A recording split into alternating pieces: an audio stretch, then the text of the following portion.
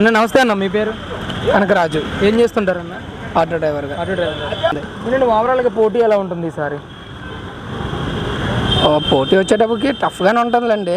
ఏది ఈజీగా ఉంటుంది అనేది నేను చెప్పను. టఫ్గానే ఉంటుంది, ఏదైనా కావచ్చు.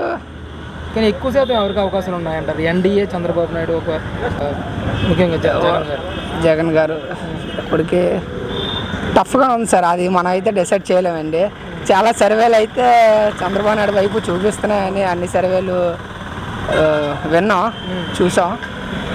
అలాగని జగన్ గారిని కూడా మనం అంత ఈజీగా తీసుకునే విధంగా అయితే లేవు.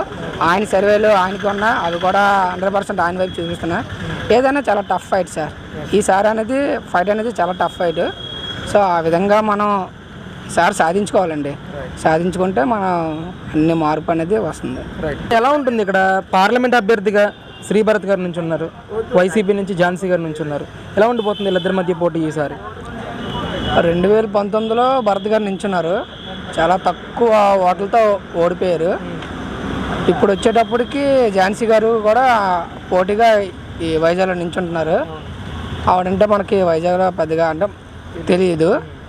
భరత్ గారు వచ్చేటప్పటికి వెల్ ఎడ్యుకేటెడ్, ఆయన రాజకీయ ఫ్యామిలీ కూడా బ్యాక్గ్రౌండ్ అయితే ఉంది. ఎందుకంటే తెలుసు ఆయనకు అన్నీ, అంత పరిజ్ఞానంలో ఉన్న వ్యక్తులతో ట్రావెల్ చేశారు. ఎందుకంటే చంద్రబాబు నాయుడు ఫ్యామిలీ అంటే ఆయనకున్న జ్ఞానం కాదు, వాళ్ళ ఫ్యామిలీ అంతా కూడా అంతే జ్ఞానం కలిగి ఉన్నారని జనాల అభిప్రాయం అది. ఎందుకంటే అందరికీ తెలిసిన విషయమే.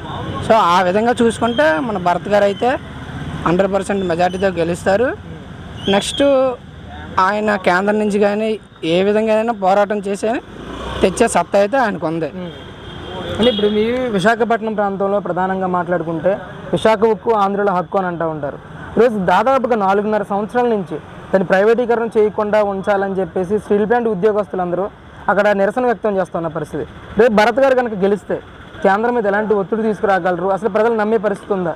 ఈయన ఖచ్చితంగా పోరాడతారని. ఇప్పుడు ఆ విషయం గురించి మాట్లాడుకుంటే మనం ఈ ఎలక్షన్లో పొత్తుల మీద ఉన్నాం సార్. జనసేన కానీ, మన బీజేపీ కానీ, తెలుగుదేశం కానీ. సో ఆ విధంగా మనం ఒక క్లారిఫై తెచ్చుకుంటే ఈజీగా మన కేంద్రంతో ఈజీగా మాట్లాడి, ఎందుకంటే మనం చెప్పే దీనికి ఆయన మోడీ గారు అంగీకరిస్తారు. సో ఆ విధంగా మనం స్టీల్ ప్లాంట్ని ప్రైవేటీకరణ నుంచి ఆపుకోవచ్చు అనేది మనం 100% భావిస్తున్నాం అండి. ఆ నమ్మకం కూడా మన దగ్గర ఉంది. ఎందుకంటే చంద్రబాబు నాయుడు, మన మోడీ గారు ఆ రిలేషన్షిప్ ఎలా అంటే లాస్ట్ 2014 నుంచి చూసుకుంటే ఇటు జనసేన నుంచి పవన్ కళ్యాణ్ గారు కూడా వీళ్ళు ముగ్గురు కాంబినేషన్ చూసుకుంటే 100% మనం ఏదైతే చేయాలని అనుకుంటున్నామో అది చేసి చూపిస్తారని మేము 100% భావిస్తున్నాం. అంటే ముఖ్యంగా రైల్వే జోన్ విషయంలో కేంద్ర మంత్రిత్వ శాఖ కూడా దాదాపుగా డిపిఆర్ డబ్బులు మేము రిలీజ్ చేసాం, కానీ 55 ఎకరాలు ప్రభుత్వం ల్యాండ్ ఎక్విజిషన్ చేసి మాకు ఇవ్వలేకపోతుందని రైల్వే శాఖ మంత్రి గారు చెప్తా ఉన్న పరిస్థితి. ఇప్పుడు ఎందుకు ఇంత నిర్లక్ష్యం వహిస్తుంది ఈ ప్రభుత్వం? అదే చెప్తున్నాను కదా సార్, ఈ ప్రభుత్వం ఎందుకు నిర్లక్ష్యం, మీరే అంటున్నారు ఎందుకు నిర్లక్ష్యం చేస్తుందని. నిర్లక్ష్యం చేయకపోతే వాళ్ళు ఏం చేయగలరు? నిర్లక్ష్యమే చేయగలరు. ఎందుకంటే కేంద్రంతో మాట్లాడే అంత దమ్ము సత్తా అయితే లేదు. సో నిర్లక్ష్యంగా సైలెంట్గా ఉండడం బెటర్ అని ఆ ఆప్షన్ చూస్ చేసుకుని సైలెంట్గా ఉన్నారు తప్ప, తెచ్చే సత్తా ఉంటే ఈ పాటికల్ తెచ్చేవాళ్ళు కదా. 5 ఏళ్ళు పూర్తవుతుంది, తెచ్చేవాళ్ళు కదా.